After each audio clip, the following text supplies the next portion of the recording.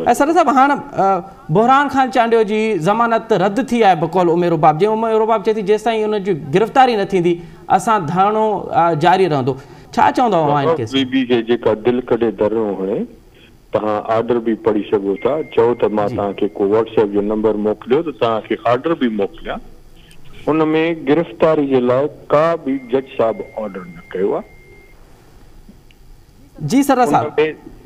जज साहब को भी ऑर्डर न कयो आहे आख़िरी ॿ सिटूं जेके आहिनि सो मां ॿ लफ़्ज़ तव्हांखे पढ़ी ॿुधायां थो stand recall he is not present in the court therefore he is directed to surrender before the court इहो चयो वियो आहे उनखे बिल्कुलु पंहिंजे कोर्ट में जॾहिं बिल्कुलु वेंदो पंहिंजे केस जी तारीख़ ते उते सरेंडर भी कंदो या कहिड़ी ॻाल्हि आहे अच्छा बीबी ॾिस मिस असल में छा आहे अदी असां वारी जेका आहे जी जी नाजाइज़ फ़ाइदो थी वठे न्याणी हुजण जे करे अच्छा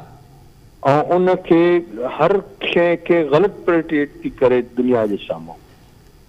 मिसाल तौर ते कीअं कीअं शयूं अवां जी नज़र में आहिनि तव्हांजे साम्हूं आहिनि बड़ा हिन महिल जे न गिरफ़्तारी जो ऑर्डर आहे न चाहे अदीदी चाहे त साईं गिरफ़्तार थियो छो गिरफ़्तार थिए जॾहिं कोर्ट हुनखे चयो आहे त तूं सिलेंडर थी त सिलेंडर थींदो न पंहिंजे कोर्ट में कोर्ट त इहो लिखियो कोन्हे कंहिंखे कि तूं वञी फलाणे खे वञी गिरफ़्तार करे सर साहब हू हिकिड़ी ॿी ॻाल्हि बि करे पई हू चए थी हर हाज़िरी ते अचां थी पई ही जेका ॿी धुर आहे उहा मुसलसल डिले प्रैक्टिस पई कराए हाज़िरी ते न अची केस खे कहिड़ी हाज़िरी आहे जेका असां सरदार ख़ान कोन आहियूं कहिड़ी हाज़िरी आहे जंहिं ते हिकिड़ी ही हाज़िरी आहे जंहिं ते तबियत ख़राब हुई बुरहान जी इंसान आहे को बीमार हिकिड़ी ॿ हाज़िरियूं आहिनि जेके आला खान हॉस्पिटल में बुरहान एडमिट हो किडनी जो ऑपरेशन थियुसि उहो उते हुयो ॿियो कहिड़ी हाज़िरी आहे जेका सरदार ख़ान घुसाई आहे या बुरहान ख़ान घुसाई आहे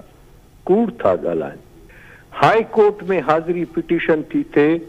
अॼु पंज हाज़िरियूं हाई कोर्ट में छथियूं आहिनि तंहिंमें 2 हाज़िरनि ते आया अच्छा अवां पोइ दफ़े हिकिड़ो इल्ज़ाम हयो त जेके उमेर रुबाब जे ख़ानदान जा घर भाती आहे उहे मंशियात फ़रोश हुआ इहा ॻाल्हि अवां पहिरियां कॾहिं कोन कई मां पहिरों चवां मां पहिरें ॾींहं खां चई आहे मुंहिंजा साईं तव्हां पहिरें ॾींहं खां मुंहिंजी प्रेस कॉन्फ्रेंस ॾिसो हिन जो वालिद साहब अदी जो 5 मण 6 मण चर्स हिकिड़ो मण न 6 मण चर्स को कंहिंजे पुठी मण लाहींदो आहे को किलो लाहींदो आहे को अधु पाव लाहींदो आहे 6 मण चर्स कंहिं कोन लाहींदो सो बि 2005 में सो बि एंटी नार्कोटिक्स फोर्स रेड कई हिकिड़ी गाॾी पकड़ी उन में हिननि जो पंहिंजो ज़ाती मासात आहे उहो पकड़िजी पियो उन केस थी उन केस में हिन उहो इहा ख़बर पई त हिन मुख़्तियार चांडियो जो उहो सामान आहे उहो हाई कोर्ट में ताणी केस सुप्रीम कोर्ट में वियो तॾहिं बि मुख़्तियार चांडियो उन में एक्सकॉन्ड्रो पर सर साहब अवां त पहिरें ॾींहं खां इहो बि चवंदा रहिया आहियो त हिन केस में अवां जो कंहिं क़िस्म जो को लेन देन कोन्हे अवां बिल्कुलु न्यूट्रल आहियो अॼु बि कोन्हे बाबा अॼु बि कोन्हे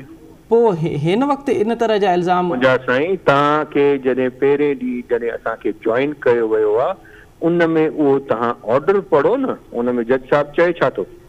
जज साहब चवे थो त हलो जी जी जी जी जज साहब इहो चवे थो त बाबा हे जेको मां जॉइन कयां थो ऐं हिननि खे ॿुधियो वञे अॻिते हली मां ॾिसां त हिननि वाक़ई इन केस में आहिनि या न आहिनि हिन महिल जेको ऑर्डर मां जे साम्हूं पियो आहे अॼोको उन में आख़िरी पैराग्राफ आहे जेका जज साहब इहो लिखे थो जी हाणे उहो वधीक जज साहब खे ख़बर हूंदी त उहो छा थो The observation given in this court shall not constitute to as fighting on the merits of the case and having no effect on the trial or of the case. हाणे मूंखे ॿुधायो था कहिड़े जज असांखे इन में असांखे ॾोही